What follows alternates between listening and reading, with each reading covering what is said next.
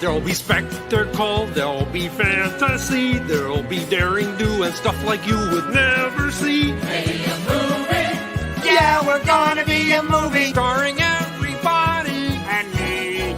There'll be heroes bold, there'll be comedy, and a lot of fuss that ends for us real happily. Be a movie. We can watch it all develop. Starring everybody. And me.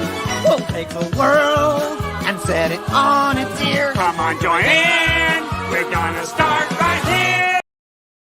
And we are going to start right here. Hello, and welcome to another Rad Religion Broadcasting Network premiere podcast triple feature. I am joined by a man who, first of all, I am Mr. Mark Radlett's mandated reporter, and frankly, I'm mortified. But more importantly, all anyone really cares about is that the man to my left is going to buy you a fifth sandwich. Yes. Hello, Mr. Mark Radley. I have my cabassier, and I would like to buy you a fish sandwich. I would if love you will. I would love a fish sandwich from you, Jason Teasley. Yes, it's Jason. It's the protocol son, Jason Teasley. He is here. And if you're wondering why I'm like looking around, is because I think I sat on my phone. I just heard something vibrate underneath me. There it is. Woo!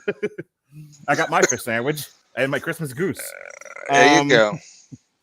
All right, so we are finishing up Black History Month, a celebration of Black cinema, as we like to do here. No, why are you laughing? This is serious. We are looking at the wide breadth, the historical significance of Black cinema in the lexicon of cinema. Don't you understand? I just noticed your name, damn it, Wadate. Wadate. Yeah. Well, I mean, what a great last show to do Black cinema on. When we're covering Pootie Tang, the ladies man, and Soul Plane. We do run the gambit here. We had quite a few very serious shows. Yes. Doing deep dives into like blaxploitation and everything. So we're going to end this on a good note, on a high note. And we're going to look at some of the more comedic sides of Black cinema that are staples. These are almost modern day blaxploitation films. You know, they're like, oh, blaxploitation, that was a thing of the 70s. No, we're still making these. These are all like 2000, 2001, and 2004.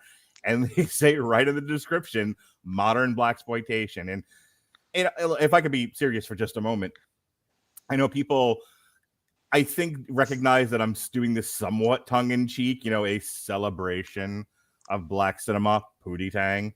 And like, mildly racist. No, here's the thing. There are just as many dumb, just as many exploitive, just as many stupid, badly made movies starring all white people.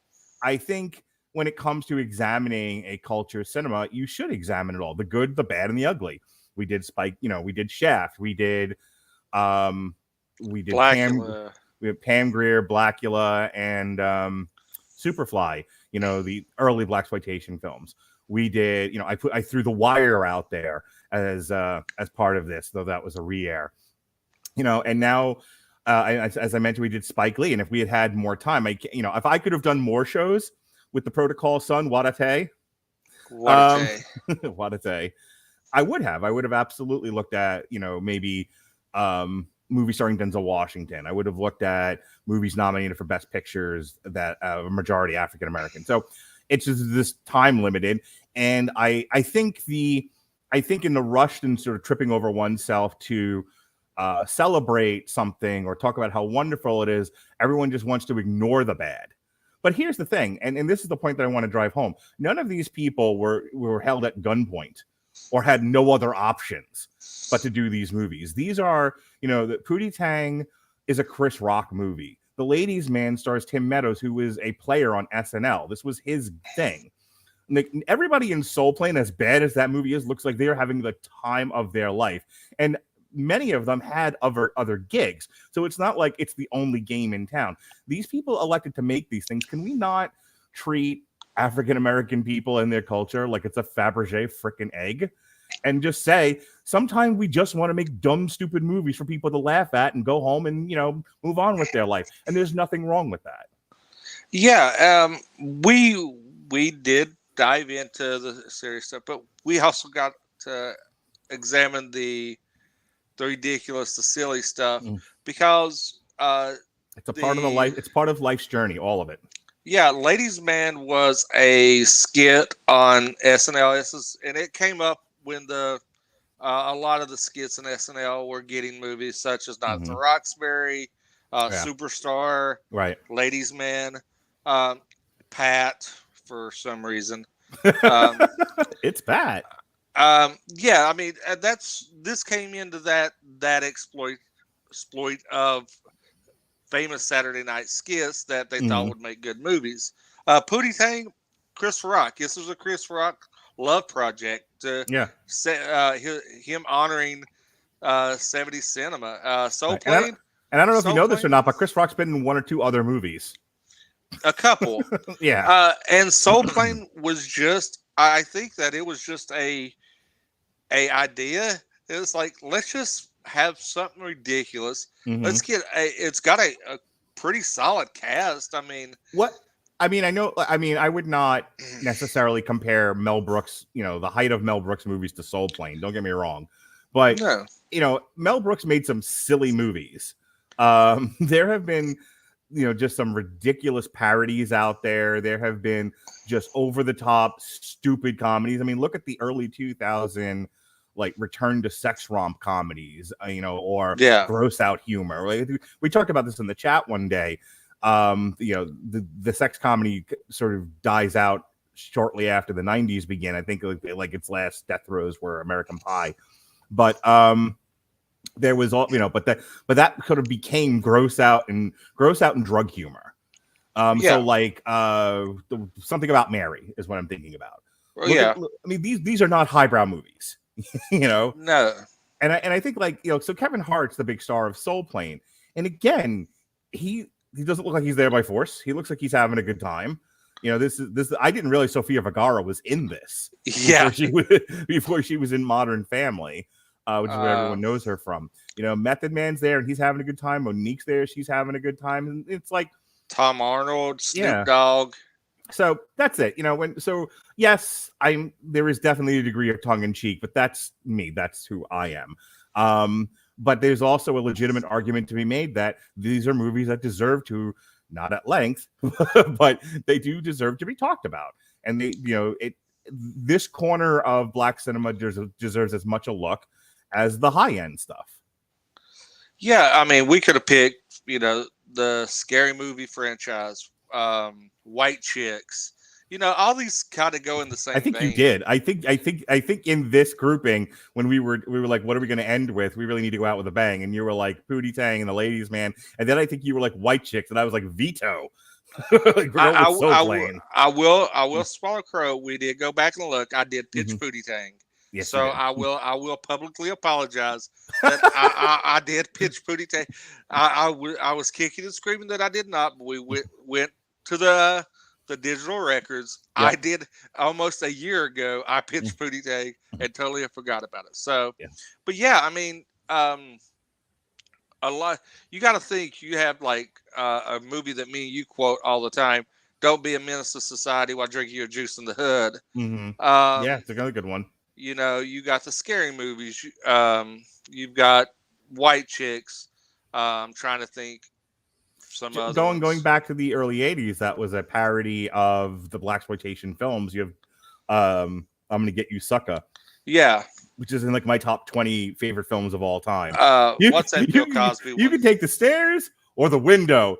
Kiss my natural black ass. And jumps out Leonard, and you got Leonard 6 that was out in the 80s. Oh my God, Leonard Part 6. Oof. Yeah.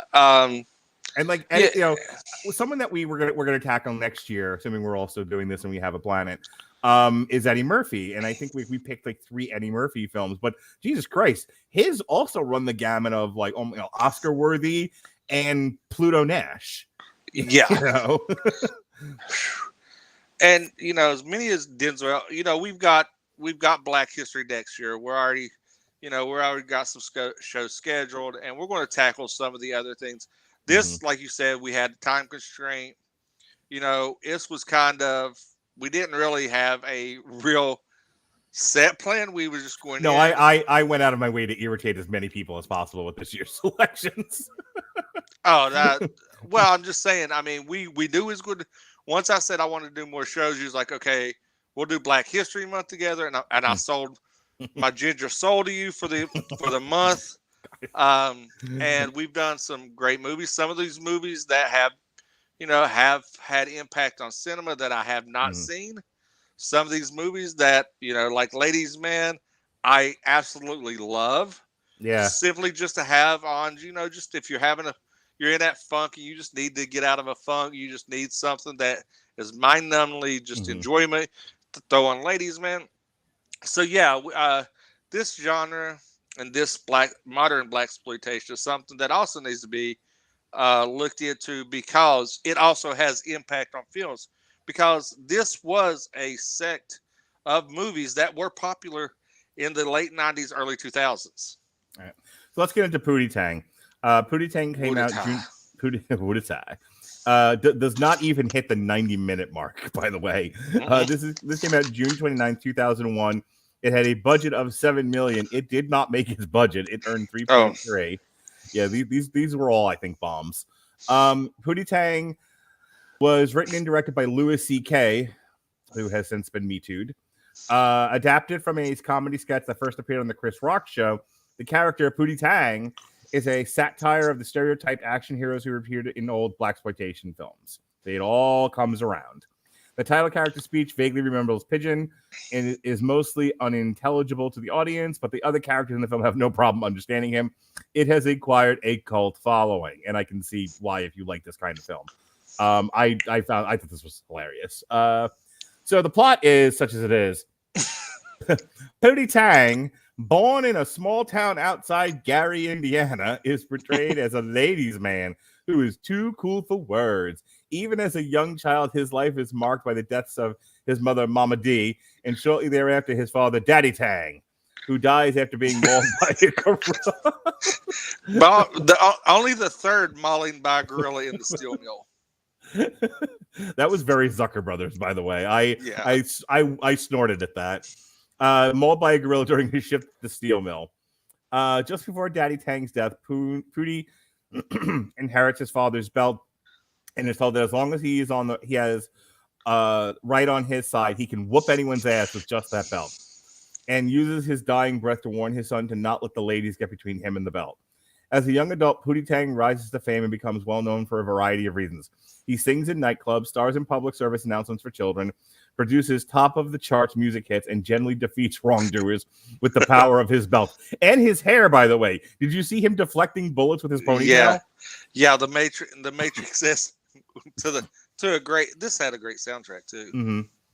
We'll talk about that momentarily. Dick Lecter, the chief operating officer of multi-industrial conglomerate Lecter Corp, learns of Pootie Tang's positive influence on society and his negative influence on Lecter Corp's bottom line. After his henchmen and a villain named Dirty D are sent away by Pootie's friends, Lecter encourages his right-hand lady, Irene, to seduce Pootie Tang into signing an agreement with Lecter Corp that would stop Pootie Tang's influence on America's children. Pootie Tang falls for Irene's tricks and subsequently falls apart. His status as a pop culture icon is destroyed, and he engages on a quest to find himself. This journey is encouraged by his friend Biggie Shorty, who promises to wait for Pootie to return to her and to the rest of society. Pootie moves to a farm where the local sheriff decides Pootie should start dating his daughter. After his single cornstalk dies, he has a vision of Daddy Tang and Mommy D. Which the cow, Mommy D is the cow, was hilarious. Yes. Daddy Tang reveals that there is nothing special about Pootie's belt. Instead, Pootie must fight the evil with the goodness that is inside him. After dealing with Dirty D and his henchman Froggy, as well as getting his belt back, Pootie realized he must move back to the city and fight crime once again. Pootie Tang returned to the city just as Dick Lecter is unveiling the first of his new restaurant chain, Pootie's Bad Time Burgers. At a small news conference, Pootie confronts Lecter, only to discover that Lecter has amassed dozens of Pootie-likes who will spread the message of Lecter Corp around the nation. Pootie Tang, with the help of Biggie Shorty, defeats all of these henchmen and Lecter himself. Good triumphs over evil once again, and Biggie Shorty finally gets her man. She and Pootie Tang plan to get married now that Pootie is back. Elsewhere, Dick Lecter leaves corporate life and becomes an actor. Irene leaves him and becomes a counselor helping at-risk teenage prostitutes. And Dirty D, Jason Teasley, is still dirty. All right. So this movie is flipping hilarious, dude. Like I didn't realize what this was. I knew of Pootie Tang, but I never watched the Chris Rock show, so I didn't get that this. When you were like, we should do this, I'm like, I don't know what this is. It sounds like crap. And then and then I'm watching this. I'm like, oh my! First of all, when Reggie Cathy and J.D. Williams showed up, both of which were from Oz and The Wire, I was like, holy crap. And then, and I'm starting to notice other actors in this that I like. Dave Attell, whose show on, I think, Comedy Central, where he was bar hopping. Up All Night. Yeah, I used to love Dave Attell. I Laura did too. Keitlinger, I don't know if you're familiar with her comedy. She never got a lot of movie roles, but her comedy I thought was always very solid. She's in this. I'm like, that's why I was like, I told you I was so excited. I'm like, oh my God, it's a Laura Keitlinger sighting. Just like this has got a crazy cast to it. And it's a parody of blaxploitation films, and they nailed it, man. Like you can tell this movie, as dumb as it is, but considering the source material that it's parodying, how could it not be? There was great craft and care involved in looking at what the pillars of your typical 70s blaxploitation movie is, and saying, how are we going to send this up? This was totally reminiscent of like, I'm gonna get you, sucker, and later on, don't be a menace, ...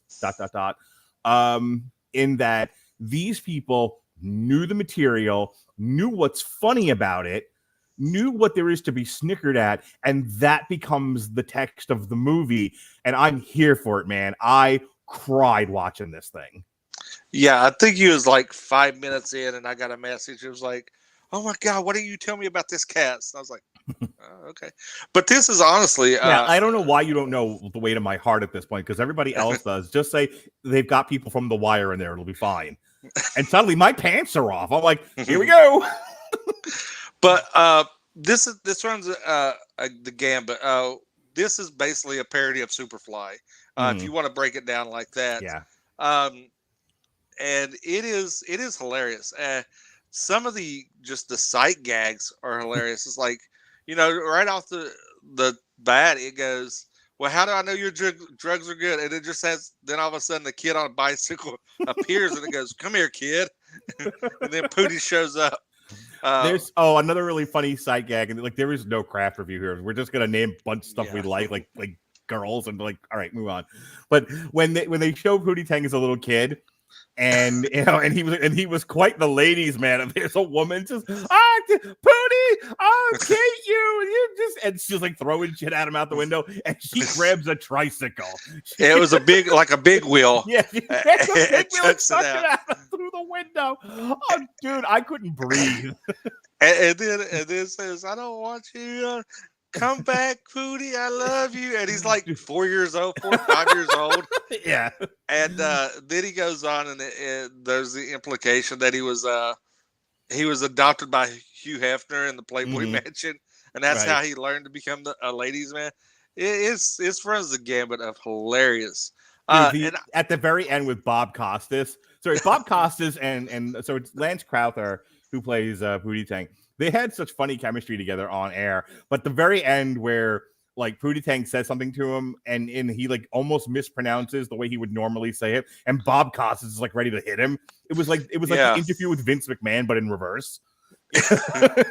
He's like, "What did you say?" Like Bob he's such mean mugging him. Bob Costas got puffed his chest out. He's like, what did you say, Pootie Tang? And Pootie Tang's like,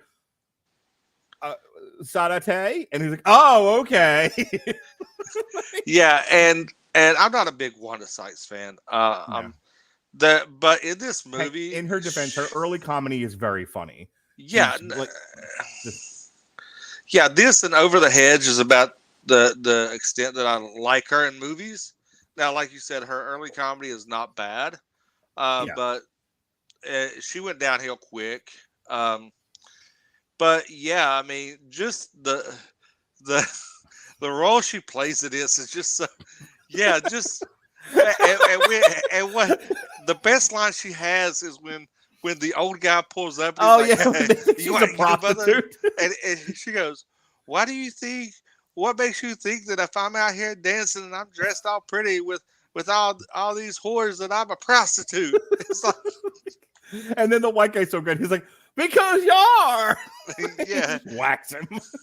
yeah. She just hits you with the first. Yeah, this was like I said. I mean, if you're looking for deep, thought provoking, this is not a movie to watch. Here's what I like about it, and I think every culture should take a good hard look at itself, know where its good is, know where to take its pride, but also knows where some of its deficits are in the more stupider parts of its culture. Oh yeah. And this is speaking to those things. Like Wanda Sykes knew exactly what she was doing when she was doing her little dance there. Oh yeah. There's people they've seen like that. Like I think just to kind of link this back to Do the Right Thing, we were talking about Spike Lee wanting to open a window into this world and show the people that inhabit that universe day to day that don't get talked about, that are they are the silent majority essentially, that never gets acknowledged. And Spike Lee's like, no, these are people. They have stories, they have a voice, and I want to show them. I want to show them to the world. That was Do the Right Thing. In a way, that's kind of Pootie Tang, where it's like, here are the silliest things that the general masses just love about parts of dumb black cinema, and here's Wanda Sykes' contribution to it. Yeah, all of that. Because you probably would go into a neighborhood and see somebody like that. I have seen somebody like that. I've seen Smiley from Do the Right Thing. I've seen Wanda Sykes from Pootie Tang. Just a quick kind of run through the cast here, and then we can move on. Lance Crowther nails Pootie Tang. Like him, I wonder how hard it is when you're writing the script and how much of that is improv, with the, him having to almost learn a foreign language to get down that dialogue. There's a really funny gag in this. I can't remember which comedian it is. But there's like Chris Rock, the guy that is always hanging out with Chris Rock. I think it's JB Smoove. Is he in this? Shit. Yeah, JB Smoove. Yeah, JB he's Truckee. Yeah, but that's not the one that keeps repeating everything. Okay. Well, whoever is like with Chris Rock most of the time, Chris Rock will go on a tear about how hot it is or something, and then the guy was like, "Yeah, it's hot too." And he does this throughout the entire movie. And it's by the end of it, Chris Rock's like, I hate you. I had a good laugh at that. Because again, I have seen that kind of interaction in real life where somebody says something and the other guy, just wanting to be a part of the conversation, will just repeat what he said. And everyone just sort of quietly steams about it. Because they know the guy's not having an original thought at all. I'm just going to start doing that in our group chat. I'm just going to copy and paste. Yes, just every time somebody says something, you just be like, yeah, happy Pokemon Day. Yeah. All right. Anything else about this masterpiece of Pootie Tang? No, I mean, outside, it does have it's got a solid soundtrack. It really does. It's got DMX. Hang on. I think it's got DMX. I'll pull up the soundtrack in just a second, but before we do, I just want to go over the critical reception. So I don't know if you know this or not. 27% out of 44 critics didn't love it. I don't think they got it. The site's consensus states based as it is on a short skit, Pootie Tang overstays its welcome. I kind of agree with that. Like watching this and seeing that it couldn't even make an adequate runtime, I was like, this feels like a skit that just went on for way too long. Well, you also got to look at this. People reviewing this. Didn't get it, I guess. Wasn't in on the joke. Didn't understand it. And yeah, is there a lot of fluff? Yeah. Could it went too long? Yeah. But I think if you don't have appreciation for the source material, you may get it still, but if you don't appreciate the source material, you're not going to appreciate the pointed sense of humor this thing has. Right. It's a very niche audience that it was targeting. It's not meant. I'm going to say it's not meant for the masses, though. I mean, everything is, but it's in that vein of a lot of skit shows, like we're getting ready to talk about, were getting film deals. Yeah. So this kind of fell in that, especially.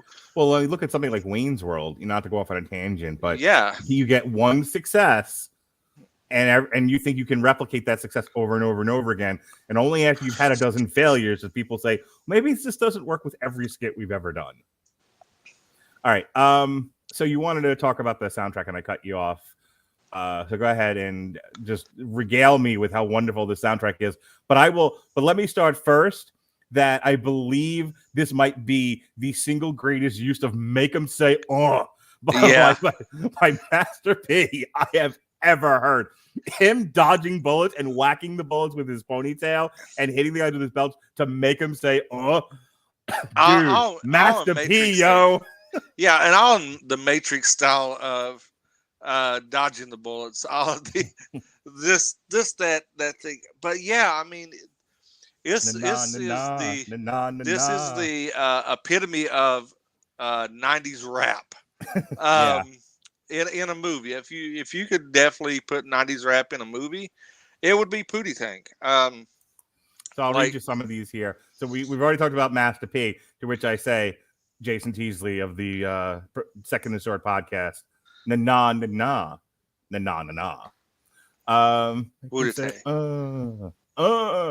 Pootie Tangin' by 702, Dirty D performed by Magic and Master P, Coming Up Stompin' by E40 and Sugar T, Poison by Belle Biv DeVoe. Yeah.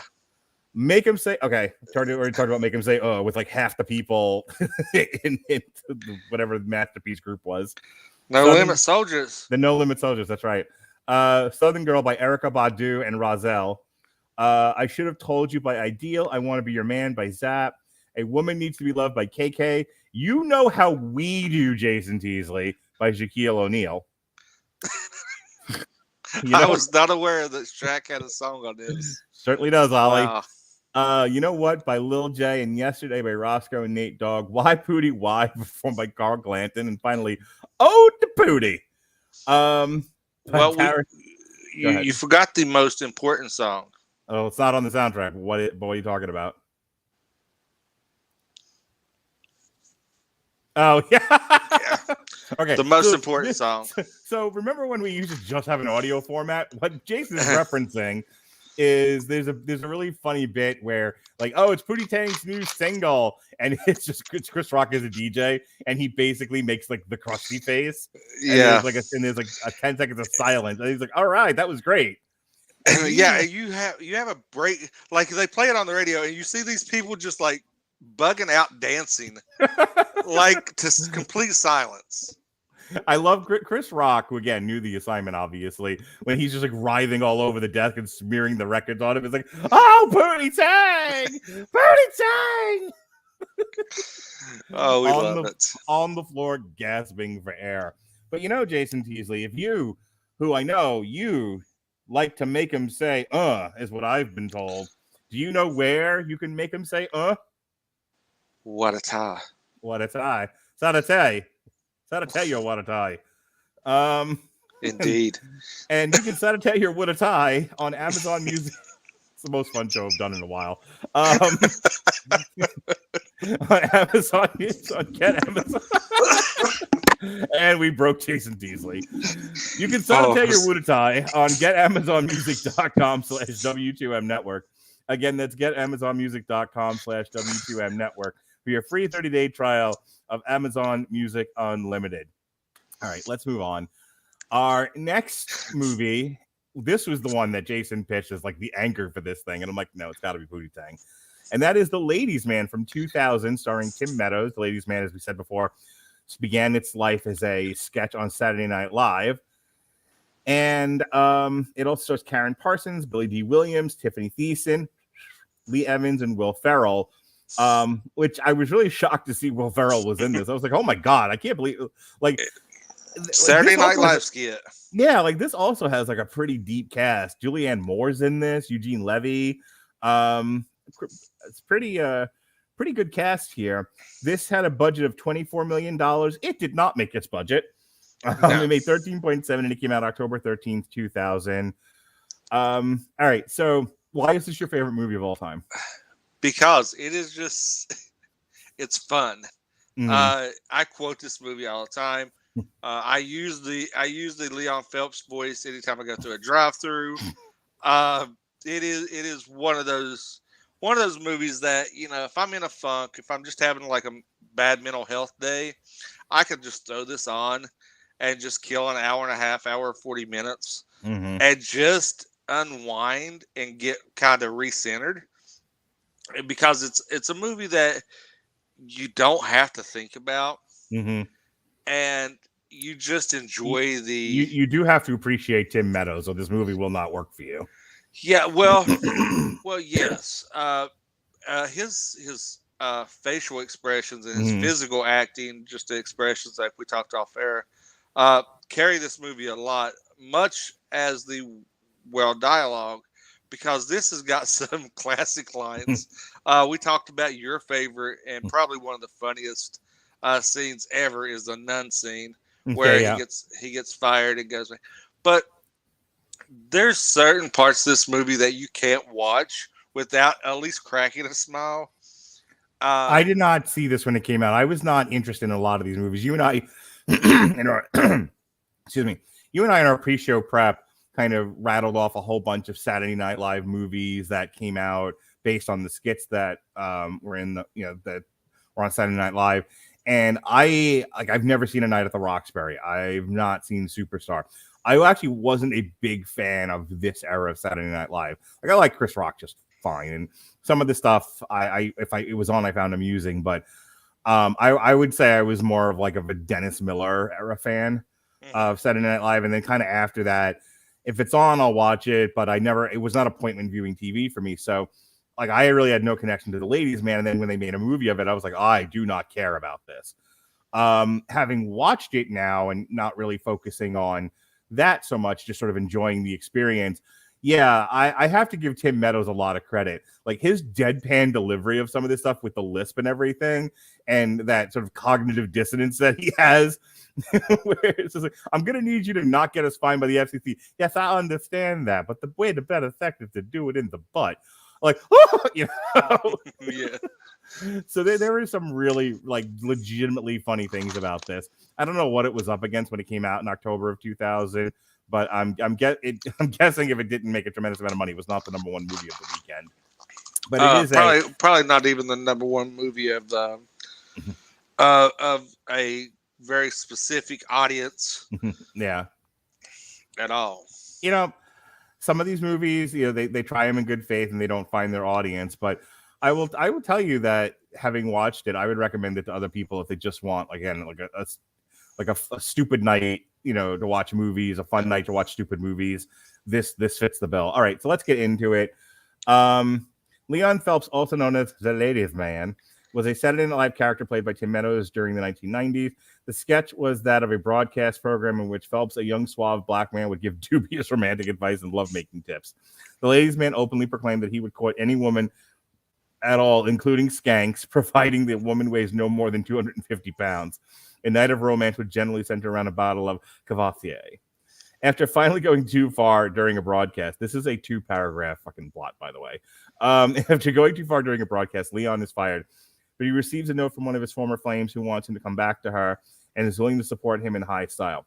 This sounds just fine with Leon, except the woman didn't sign her name, and now Leon has to backtrack through his numerous conquests of the past to figure out who wants him to work his love magic. Meanwhile, a secret group called the Victims of the Smiling Ass, VSA for short, consists of angry husbands and boyfriends whose women have cheated with Leon, have discovered Leon as their target, and now are hot on his trail, eager to get revenge. There were some tortured plots that I've seen. There was some we need to stretch this 3-minute sketch, the 7-minute sketch, into a 90-minute movie, and they gave it it's a funny movie despite all of that. But this is, again, it doesn't even reach the 90-minute mark. This is them trying to pull something out of this idea, and it works well enough to get you from point A to point B. But this is the thinnest of thin plots. Oh yeah. Well, it brings it all together in there, and when he does find his sweet thing, that he does find her, and we realize that him and his wrestling buddy are they are gay, and he is living in the closet. And but are you gonna do this whole thing in the Tim Meadows voice? Yes. Because then I'm going to call Yes, Robert I will. Cooper, and I'm going to have you doing the Ladies Man, and he can do Bane, and you guys can finish the podcast together. Oh, that would be good. He could be my sweet thing. And then you could do it in the butt. And then once we caress, and you look deeply into his eyes, and then you do it in the butt. No, but I was born in the darkness, Batman, where we did it in the butt. That's my terrible Bane. Bane impression. I was born in prison where they do it in the butt. There's your YouTube clip.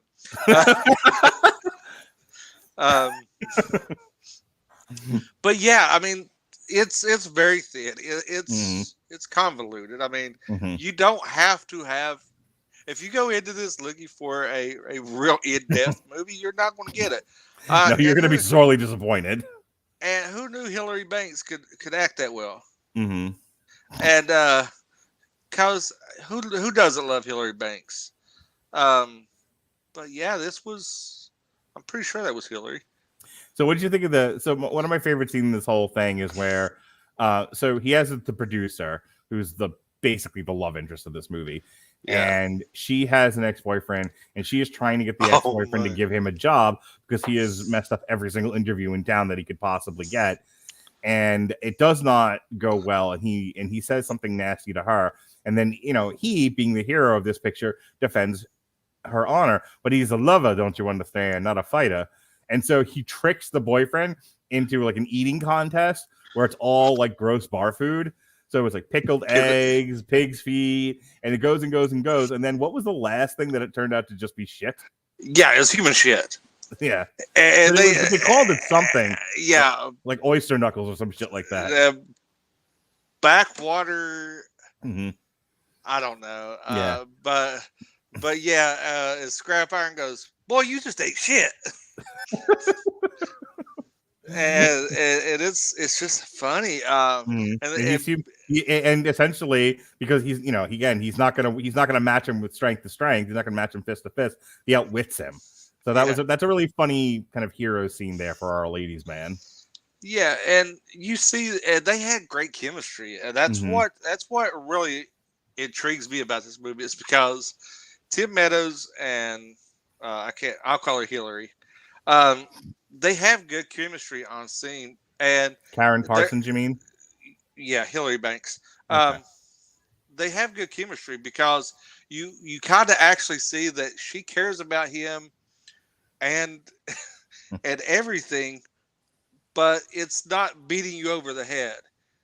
And that's you have that in a lot of movies that you have the romantic love interests. Mm-hmm. They beat you over, and Tiffany Amber Thiessen being a nice addition to this movie, sure. who was one of my crushes growing up is Kelly Kapowski.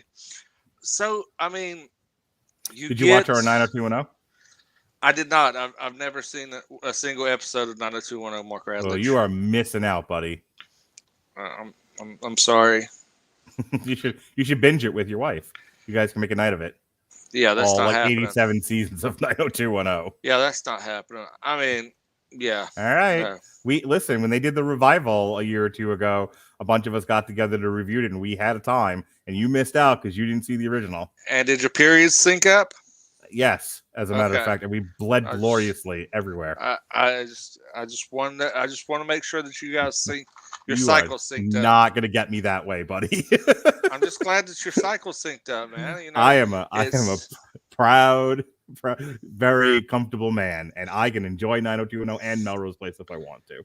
Anyway, so she was your. So back to the high class, peak TV that was Saved by the Bell, of which she was your fantasy. Go on. Yes, but no, I mean it's a good movie. It's got the characters work in their role outside of the whole subplot of the husbands. I love the line she gives him when he's drunk and she takes him home and he lives on a houseboat and he has a waterbed on the houseboat and she's like, why if you have a houseboat do you have a waterbed? And he just says some stupid line about it. Yeah, I just like it's little things like that which crack me up in this movie. And when he goes, well, that's where the magic happened. Where your hand is, the magic happened there. I actually had the magic happen over here on these curtains. that really wore me out. That was a tremendous feat to get it that far. And you're like, oh my god. You're just like, what if you're a serious, actual, like, guy that can pull a lot of women, and you have no filter?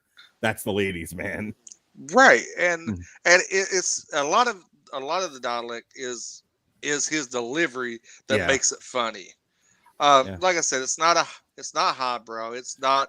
Can you? Not anything. Since you're the one that repeats it all the time, can you just go over the fish sandwich bit?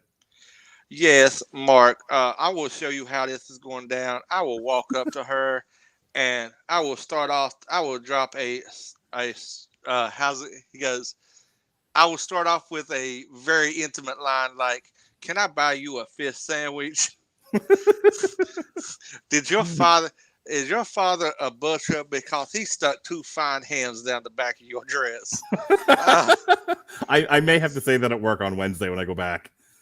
Yeah, I mean, it's just see how many times it lands me in HR. Yeah, well, just look at it. Go, well, Leon Phelps. I've been reading this book. I called in, and he told me that yes, that would be you got kicked in the scrotum. Yeah, it's just how he just gives the delivery of these lines. So we were talking before the show started tonight. That line in the bar, the fish sandwich line that we've now beat to death. But what sells that line for me, this will be the last thing I say, and I'll let you have the last word on this movie. We'll move on. What sells that line for me, and what really sells a lot of Tim Meadows' performance, is not even like the lisp or even the sort of the funny things that he says. It's more of like the subtle eye movements and like facial tics that he has and some of the body language. Because when he offers to buy the white woman in the bar the fish sandwich, and she's like, I don't like, let's just go home and bang, I don't need the fish sandwich, he's legitimately insulted. He's like, yeah. Like this is like, very subtle sneer, like he's like very annoyed that she rejected his fish. It's like, fine, don't get a fish sandwich then. Yeah, and it just progresses. Like I said, it's nothing that's going to get you know, it's not going to win any high awards. And we go back to the best part. He's interviewing the old nun, and he goes, "Yes, have you been?" Oh damn it! I'm so glad you brought this up, because if we had forgotten it, I'd have hated myself. Please continue. They finally land a job at a Christian radio station, right? And he's interviewing this elderly white woman who's a nun, and just like all of the conversation that he wants to make sexual, and it's like all this innuendo. Well, hang on. Like the setup for this is that they finally land this gig, and he is expressly told, you cannot mess this up. You cannot be sexual. You have to play it straight. And he is trying. Like, God bless him. Like, he goes into it. He's like, I'm trying to be serious. I'm really like, and I really related to this because I have this time. Like I can be a bit of a silly goose at work. And there are times where like, I've probably gone a little too far here. I need to reel it back in, and I will mind my interactions with people. I will calm down. I will actually focus on work, which I hate to do. And and then something happens and you just can't. It's too funny. And so there he is, and he's practically vibrating because like it's one of those moments where like he looks at the producer and he, as if he wants to say, am I being punked? And I'll let you finish, because the nun is telling him about her missionary work. Yeah. And take it away, Jason. It starts out, it says, she says that she's done a lot of missionary work, and she goes, have you, no, she keeps saying, she says, I have to tell you about my missionary position. And that's when he's like, yeah. And it says, have you ever been down the Yellow River? Stuff like that. And then she found, and then, what breaks him is she's like, yeah, have you ever held a missionary position? And he just breaks that. He said, yes, there was this one time. It was twins. And then I looked up, and the mother comes in with a video camera. And you just see the producer just throw her hands up. Doesn't say they did not keep that job. No. And then you see, like, after he goes on his spiel, you see her have a heart attack in the ambulance, and police are rolling up outside. And you're like, as he's leaving, he says, no, sir, it's up yours. Do it in the butt. I was not looking forward to this. I was like, this is gonna be stupid, and I was watching it. I was enjoying it just fine, but it was like, I'm happy to talk about it with Jason. Not everything has to be the most serious thing ever, or stuff that I solely like. That's not how, contrary to popular opinion, that is not how I do things. And then the nun scene happens, and I had to text you right away. I was like, God damn it, Jason! That's the funniest thing I've heard all day. See, I will be playing. I think I actually posted that they cut that scene. It's on YouTube. They cut that scene out, and I posted the clip in our chat. I'm like, this. I was done after that. I was like, I don't care what else happens in this movie. That's the funniest thing here. Yeah, is him talking to the nun. All right, but I'll tell you, even though the writing was pretty good in the ladies, man, it obviously wasn't great, and it could have been better. And do you know, Jason Teasley, the Protocol Son, where we can find a product that would help you with your writing? Grammarly? You are correct, sir. You win the booby prize. Yay! It's in my shirt. I win boobies. I win boobies. Again, it's in my shirt. For you listeners of Triple Feature, Grammarly is offering the download of I need Grammarly. A free download of the Grammarly software. Grammarly's AI-powered products help people communicate more effectively. Grammarly helps write mistake-free on Gmail, Facebook, Twitter, LinkedIn, and nearly anywhere else you write on the web. Grammarly corrects hundreds of grammar, punctuation, and spelling mistakes while also catching contextual errors, improving your vocabulary, and suggesting style improvements. Do download Grammarly today. Go to getgrammarly.com/W2M network. Again, that's getgrammarly.com/W2M network to download Grammarly for free. All right. Well, Jason picked the first two, and and then he pitched White Chicks, and I vetoed that, and I'm like, I can't even know. So I was like, how about this to complete our modern blaxploitation trifecta? And we're going with Soul Plane. This is not the first time I've seen Soul Plane. I saw this crap when it came out, May 28th, 2004. This also did not make its runtime. It's shy of 90 minutes. It had a $16 million budget. And I think this might have been the highest earner of all three of these, though. This made $14.8 million. Soul Plane's a 2004 comedy directed by Jesse Terrero. In his feature film directorial debut, it stars Tom Arnold, Kevin Hart, Method Man, and Snoop Dogg. Supporting actors are Monique, Lonnie Love, Katie Auber, D.L. Hewley, Godfrey, and Sofia Vergara. The film revolves around... yes, indeedy. The film revolves around multiple characters in different scenarios on board an airplane. Soul Plane garnered negative reviews. I don't see how from critics, and grossed $14 million against, as I said before. So I'll get into the plot synopsis in just a second, but you had never seen this before. How soon into the movie were you like, fucking hate Mark? Why does he do this to me? No, I mean, it took me a good 30 minutes. Cause you get some of the references, like I said, growing up in the 90s, you have that gangster rap, the NWA reference, right. the Kevin Hart. I love the first class, second class, and no class. Yeah, and the whole lockers that you got to put a quarter in. There's like subway poles in the one part of the plane.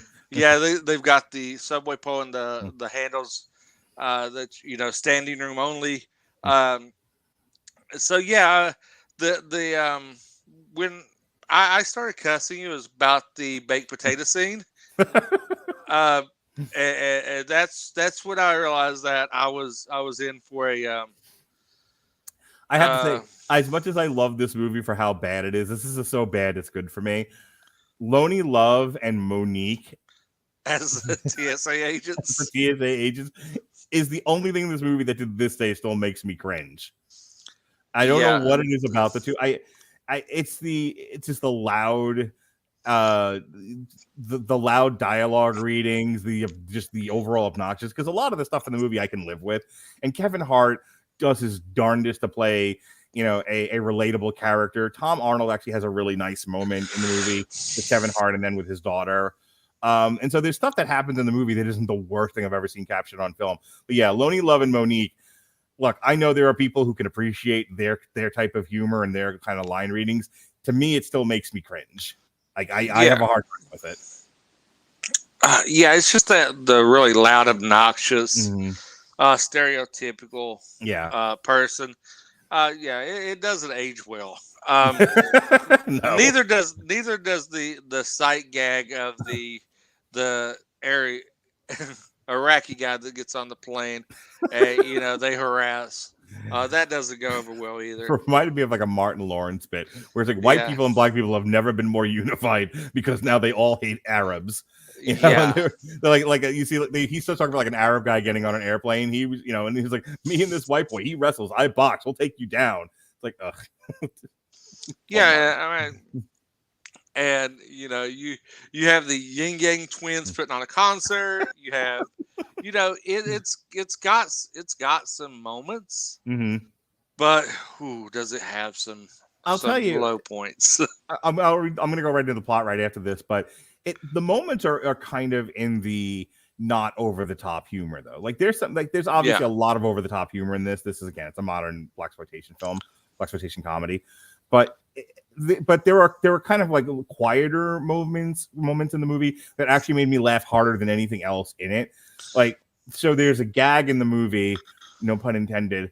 I can't remember the actor's name, but there's a black guy in the movie who's got just a huge like rubber hose of a penis. Just, I mean, this. Well, there we go, Mark. I mean, it puts Ric Flair's baby arm to shame. This thing is like a Louisville Slugger, and he sits down next to Tom Arnold's wife, who's this skinny blonde woman, and and first she sees him in the magazine, then she sees him in real life. He's like, yeah, half the problem is I'm always hanging out of my shorts, and she sees the picture, and there it is, and so she ends up, I don't think they ever actually show it. She just goes off with him, and you never see him again. And so Tom Arnold's at the bar. He's already had like a rough interaction with his daughter, who's just like, maybe I'll let an entire football team teabag me. And he's like, because she's 17. She's only. No, she turns 18. She turns 18. Yeah. Well, again, starting at the movie, she's only 17.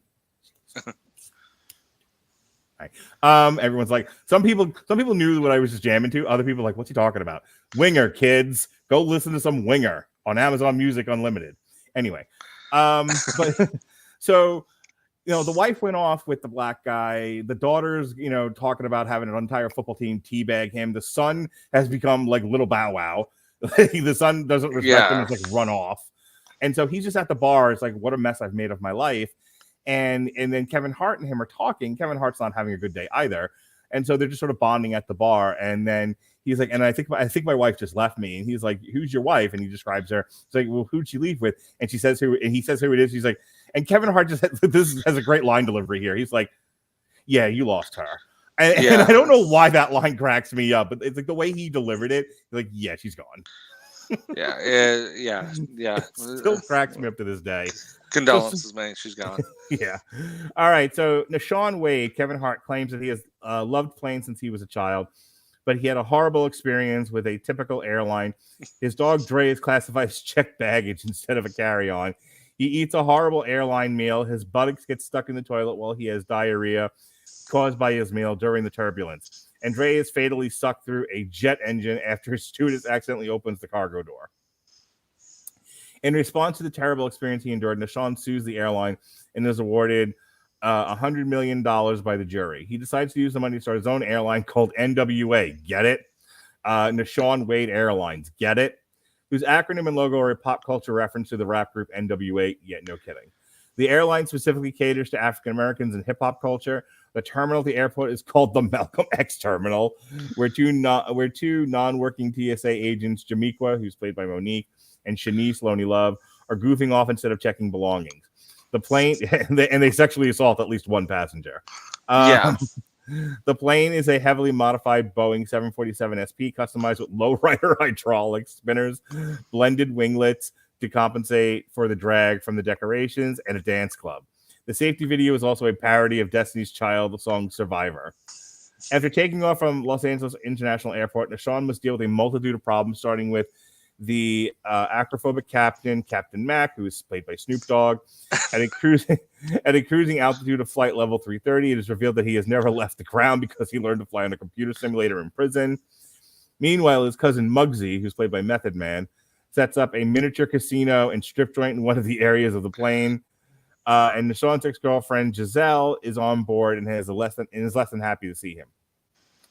Meanwhile, the Hunky family, the only Caucasian passengers on board, must also deal with their own problems. Elvis Hunky's daughter, Heather, is turning 18 and plans to use her newfound freedom by drinking and having sex.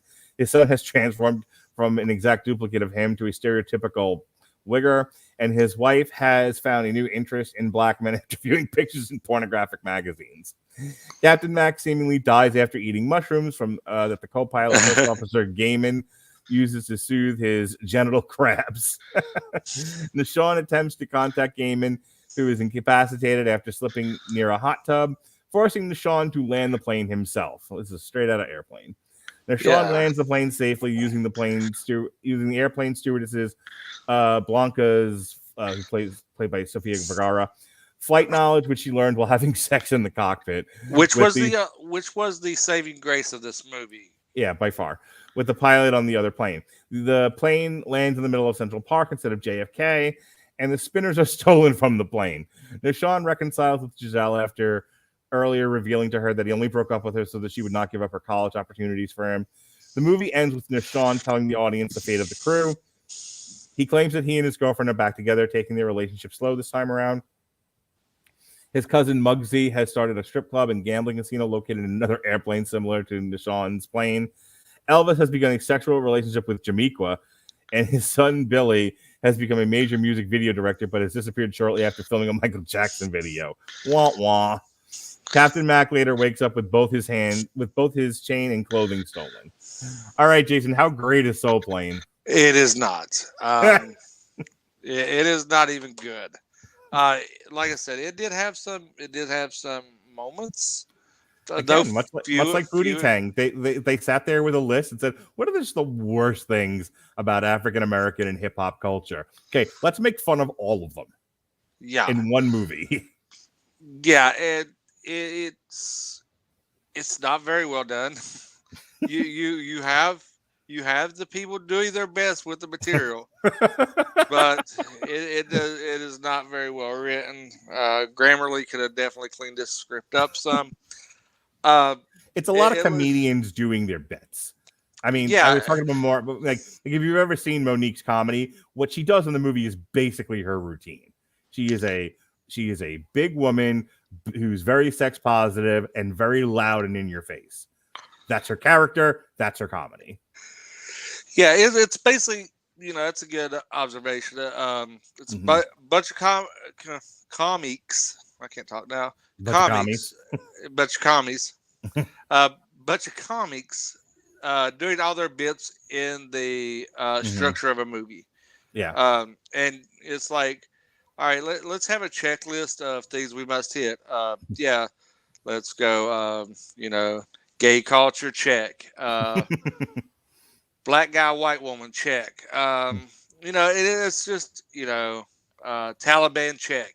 It goes down this checklist of it reminds me a lot of and I'm going to say this, a worse Hot Shots Part 2. Okay. And that movie's just ridiculous. But it's endearing. This movie has some endearing qualities, not many. Trying to make Kevin Hart a straight, like not the comedic part. And he has to be like the heart of this film, and it's not easy to him. Yeah, especially when he doesn't have like somebody well to play off of. You got like a bunch of lower B, C class. He has to hold this whole thing up on his shoulders, and he definitely works better like opposite someone like The Rock. Yeah, somebody that can match his energy. There's nobody in this cast that can match his energy, and like I said, he's at the heart and trying to play the sympathetic, straight, not the straight guy of not sexually straight, but the straight character. Right. Why everybody else gets to be the comedians. It doesn't work, and I think that's where a lot of this falls apart.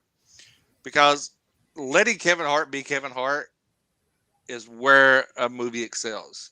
Trying to make Kevin Hart carry a movie where everybody else gets to be funny. Yeah, he has to be serious. doesn't. Like he works well in Fatherhood, where it's more of a drama with some funny parts to it, and he can be a Okay, we dramatic reviewed actor, and which we reviewed on an earlier triple feature last year. And I think, look, Kevin Hart's a fine actor, and I think he can do drama when given the right opportunity. But you're right, when he has to be the one holding the whole thing up, and everybody else just gets to be funny around him. I mean, you go to a Kevin Hart movie because you think Kevin Hart's funny, and he doesn't get to be the funny one here. He's sort of the exasperated plane owner, just running around putting out fires. And I guess that's funny to some people. I agree with you. I didn't love it either. I like him more like when he's bonding with Tom Arnold. Yeah, where he's got some comedic lines, and Tom Arnold gets to play the serious role, and he can play off that. That's where he shines. But when he's trying to play a serious role, and everybody else, and he's trying to play off everybody else being silly, and he's trying to be serious, and he's trying to, reconcile with an ex-love that he just wanted to make sure it falls apart. This movie is not good. It's all over the place. It's very disconjointed. It's one of those movies. This will be the last thing I say on it because there's no need to go further than this. It is one of those movies where if you can appreciate where the humor is derived from and what it's making fun of, and you are more forgiving of the culture, flaws and all, warts and all, then I think you'll enjoy Soul Plane. This is not a movie meant to be dissected or picked apart or examined, thought about for more than a moment. This is one where it is a very visual experience, and either the shit you see on screen is funny to you or it isn't. And that's it, but as we say all the time, not every single movie that gets made is, supposed to say something deep and meaningful about the nature of man. Sometimes you just need to put a litany of gags together with a loose, with a thin plot and let people enjoy themselves. And so I don't have a problem. If we were doing an on trial, that's how I would defend Soul Plane. It knew the assignment. It accomplished the assignment. The assignment was not hard. Yeah, I mean, this is a pass-fail assignment. But yeah, I mean, we've covered just about everything. And that's the common thread through all three of these movies is it's a bunch of running skits that go on way too far, way too long. But it's not intellectual properties that you need to set down and be thought-provoking. Yeah. Well, Jason, that is it. We did it. We did an entire month full of we did an entire month full of podcasts dedicated to Black History Month and Black cinema. How do you feel? Are you feeling right and proud? Are you feeling proud, Jason? I feel like I need some Cavassier before I go to bed. I personally am feeling too black, too strong. Yeah, I feel like I need I need to go listen to some Fight the Power. That's right. And maybe make him say maybe a little Public Enemy 911's a joke. A little try. You know what we should do? You know what we should do? We should put on some beans and cornbread. Beans. Oh my God! You're gonna start this shit again. Beans, not cornbread. Don't start that shit again. Do not start that shit again. Now, that's all right. Meet me on the corner tomorrow night. I'll be ready. Okay, you can find me on the Second and Short podcast on our YouTube channel, or right here on the W2M network with me and Tyler Louder, are covering our off-season buy, trade, sell, have lunch with, send a Christmas card to, or whatever. Send a fish sandwich. Hey, that is a good one. I want to slip that into the next show. I will buy them a fish sandwich. Yeah, you can find us talking all of our off-season dynasty stuff. We're still going through our divisions. We got 2 left, so yeah, check that out. This is kind of sad. I mean, it's been a whole month. I think. Well, listen, you ginger motherfucker. You and me are gonna be hanging out on St. Patrick's Day. Yes, we are, and we're reviewing another cult classic. Yes, a cultural classic, as it were. Yeah, it's classic of some sort. Well, we're reviewing the next time you'll see me here on the W2M network with Mark. We're will be St. Patrick's Day when we're reviewing Leprechaun, Jennifer Aniston's first major movie role. And her finest work to date. Yes, she looks so young in that. She really does, like a whole other person. But yeah, no fooling. We have a couple of shows lined up for St. Patrick's week, and on St. Patrick's Day, Jason and I will do an on trial for Leprechaun, because what better movie to review on St. Patrick's Day? I've already done the Boondock Saints. I'm running out of material here. But you can actually hear Jason Teasley on a whole bunch of different podcasts, whether he remembers he was on them or not.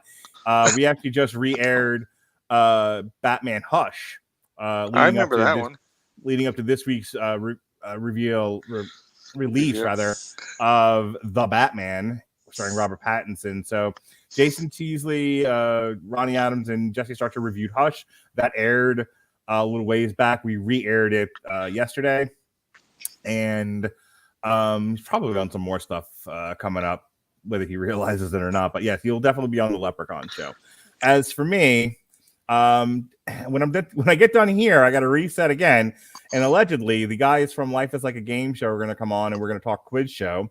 They've been hounding me to do this, and then we are into the stretch towards Batman. Like I said, Evan Bevins and Jesse Starcher are going to be reviewing White Knight. That'll be up after this podcast tomorrow. Then on March 1st, we're going to be looking at the Batman, the Burton years, Batman from '89, and then Batman Returns starring Michelle Pfeiffer. And then a re-air of our Dark Knight trilogy review from Chris Nolan starring Christian Bale. And then on Thursday, we've got our reviews of, these are all re-airs, the animated Dark Knight movies that Sean and I looked at, Sean Comer. On Friday, when the Batman actually comes out, will be the last of the Batman stuff that I have in the can from years past. It is the Batman, the animated series, Long Road to Ruin we did for Volume 1. But we will pick back up again with some live stuff March 4th in the evening. Go see the Batman and then come hang out with us for you boxing fans. We'll be looking at the ESPN fight, Jose Ramirez versus Jose Pedraza. That'll be me and Dan Lasby, Friday, March 5th. We'll have our Batman trivia that just got recorded. That's going to air March 5th. And then in the evening, Dan Lasby and I are going to be doing another alternative commentary, this time UFC 272, Covington versus Masvidal. And then on Sunday, the 6th, we will be re-airing a Long Road to Ruin that we did for the Dollars trilogy. Plus, we'll have some refreshings of some comic books that we did for Batman and some other stuff. We actually have we're going to refresh the Joker review we did from 2019, and then the Brian Azzarello Joker book from 2008. And then our review of the Batman will be March 8th. So that's what we got coming up on the Rattlevision Broadcasting Network. If you enjoyed our discussion of Black cinema, good, bad, and indifferent, check out our reviews. We have an old re-air of the first 3 Shaft movies. Then Jason and I did the 2 modern ones.